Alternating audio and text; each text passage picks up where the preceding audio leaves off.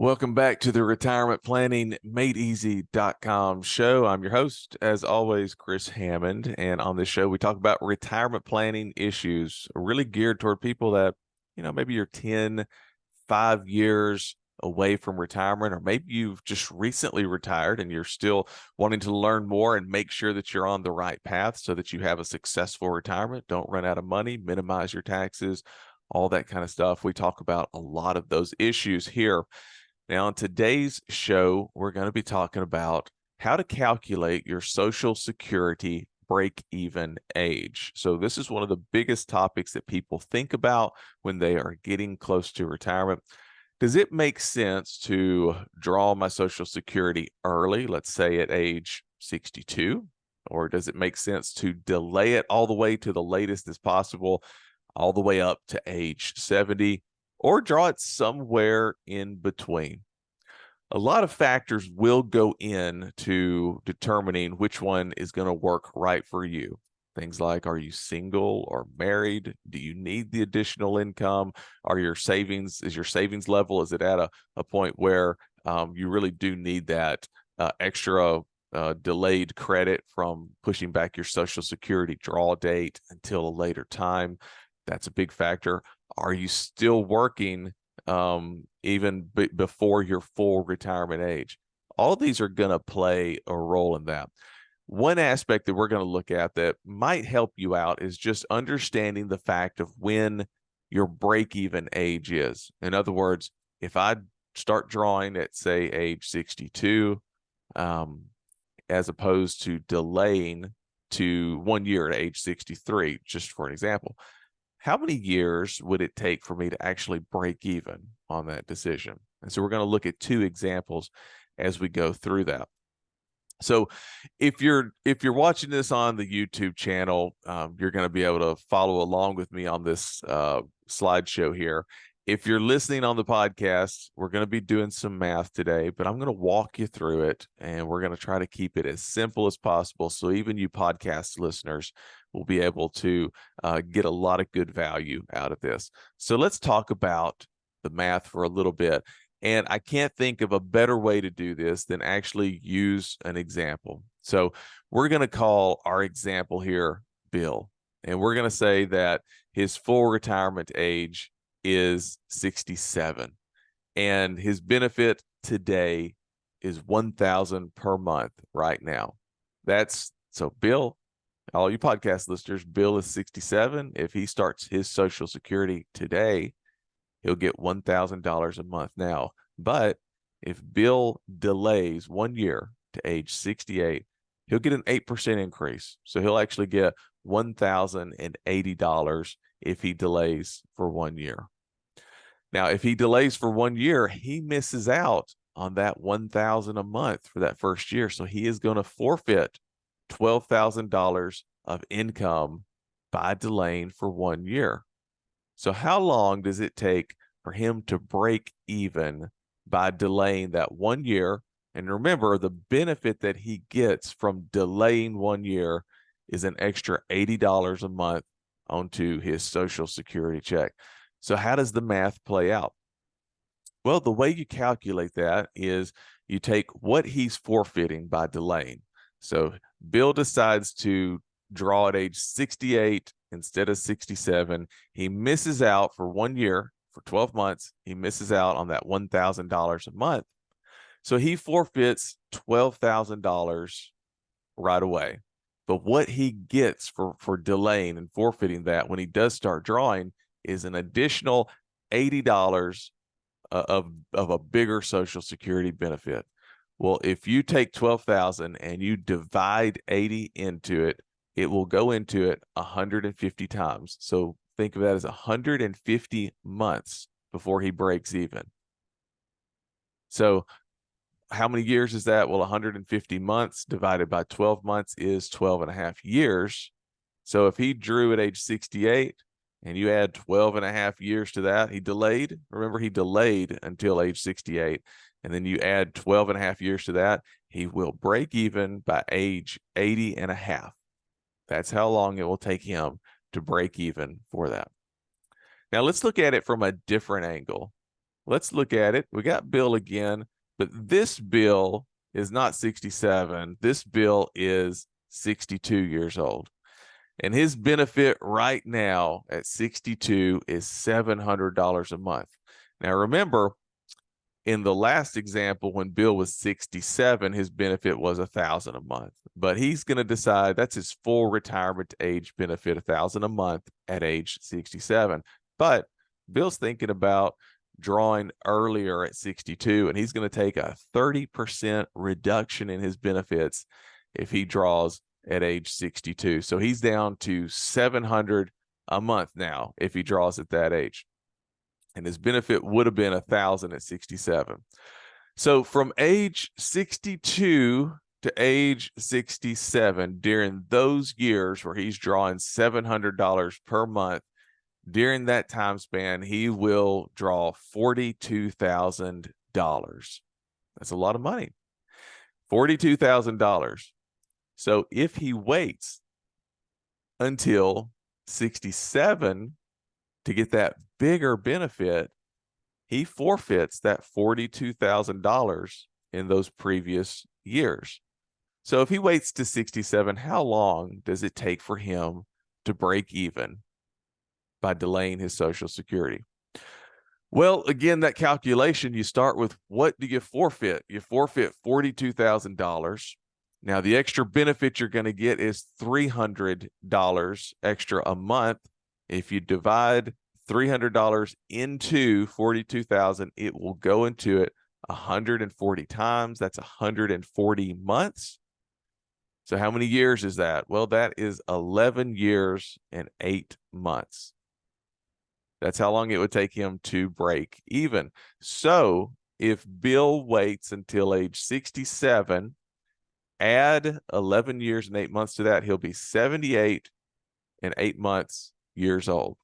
That's how long it will take Bill to break even on his Social Security benefits. Now, the break-even analysis that we just did, you can do that for your own self. What you would do is you would look at your Social Security statement. You might have to log in online to Social Security and get your statement if you don't have one mailed to you, and it'll show the different payouts, the payment benefits you get based on different ages. And you can look at that and you can say, okay, if I wait until 67, I get this amount. If I go early at 62, I get this amount. And you can do the math and say, okay, well, how much am I forfeiting if I waited this long? And then divide how much that extra benefit for delaying will be. And that's, just do the math like what we just walked through. But that's not the only factor that you want to look at. There's other factors that you want to consider as well. One big factor is your health. What's your life expectancy? So if you're in good health, you have a good life expectancy. Like, let's say your parents lived a long age, you have siblings that are also advanced in years, and you have every reason to believe that you may have a longer life expectancy. Well, you might want to delay your Social Security and get the bigger benefit, because you may be looking at that break-even analysis and saying, 78 years old, that's when I break even. That's child's play. I'll be there. No big deal. 78, I'm going to live way beyond that. Now, if you're not in good health and you don't think you're going to make it that long for whatever reason, maybe you want to draw your Social Security a little bit earlier. Another huge factor, are you married or are you single? If you're married, the benefit, especially if your benefit, if you're the spouse in the marriage who's had a higher earning track record through the last decades, and because of that has a higher Social Security benefit compared to your spouse, it's going to really be even more important or more impactful if you're married and you're that higher benefit spouse to delay your benefit. Because your benefit's not based on just your life expectancy, but it's also based on you as a couple, y'all's joint life expectancy. So the bigger benefit that a married couple has, whoever's got the bigger benefit, when that person passes away, the surviving spouse is going to keep that bigger benefit. They actually lose the smaller one, but that bigger benefit, it keeps going beyond your life and it lasts until your spouse passes away. Well, that changes the break-even analysis there, or the way you look at the break-even analysis. Age 78 for break-even or age 80 for break-even, no big deal, because for a married couple, at least one of them is going to be alive, statistically speaking, even well beyond that. So married or single, very important. Another one is your income needs. If you literally need that additional income from Social Security in order to cover your bills, and maybe your savings level is not high enough to where you can support withdrawals from it, or maybe you don't have enough savings set aside that you could put into like an annuity that provides a lifetime income, things like that, then your income needs may dictate this for you. You may have no choice but financially to keep working, beyond 62, maybe to your full retirement age of 66 or 67, or maybe even all the way up to 70, to do everything you can to just build that Social Security benefit up as high as you can by delaying all the way up to 70. That's going to be a factor that's really important. Your other investments, that's another factor that you have to consider. This is like your savings level. If you have a large nest egg and you can tap into that and you can pull income from it, and you have very little chance of that running out of money, and you've invested it in such a way that it can support withdrawals and a stream of income that goes into your checking account, where you're selling securities, selling equities and bonds, turning them into cash, and then sending that cash to your checking account so you can pay the groceries, the utility bill, the mortgage, whatever it is, buying gifts for the kids, taking a Disney vacation with the grandkids, all those things. If you have that big enough nest egg, you're not really as dependent on Social Security as your only source of income and sustenance in retirement. So your other investments are going to play a role in what you can or can't do. So key takeaways with this is I would encourage you, go to Social Security's website, log in, look at your benefits, how they are. It's always good to keep an eye on those anyway, to make sure they're recording it properly, that you're getting credit for the earnings that that come from your tax return that you're paying taxes on. But go in there and look at the different payouts that they provide for you on your statement. If you draw early at 62, if you delay till 67 or 70, or in all points in between, and look at that and just put pen to paper, go through the same calculation we just went through, and use that to determine your break-even age. Very important. Also, consider your individual situation. If you're in a situation where you have to max out your Social Security just to have a successful retirement, and maybe you have to keep working beyond 67 and maybe even all the way up to 70, whatever it may be, consider your individual situation on that before making a decision. And always make sure that you get expert advice and that you have a retirement plan in place. The goal of a retirement plan is to make sure you're doing the best you can with the assets and the resources that you have. Social Security is, in a way, an asset that you have. I know you can't like go in and lump sum withdraw it, but it is an income stream. It's an asset, and you do have some flexibility on how you claim those benefits and how you can delay them and get delayed credits and bigger benefits from it. But you want to make sure you're doing the best that you can with the resources that you have. And retirement planning is not only just to help make sure you don't run out of money in retirement, which is really important, right? But it's also to make sure that you do the best things with your money, as far as how you bless other people with it and how it goes to the next generation when you pass away. So always make sure that even with a Social Security decision, which is a huge decision for retirees, make sure that you get expert advice and have a retirement plan in place, and see how that Social Security fits in with that retirement plan, to make you have the best retirement that you possibly can have.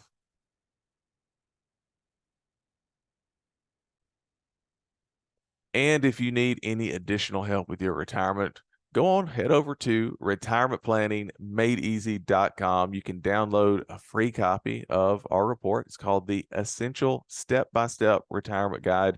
It will help you out with your retirement planning journey, and it's free for you. Just head on over there, put in your name, your email address. We will immediately send it out to you. No waiting. Thanks for watching. Thanks for listening. I will see you guys on the next video or the next podcast. Have a good one.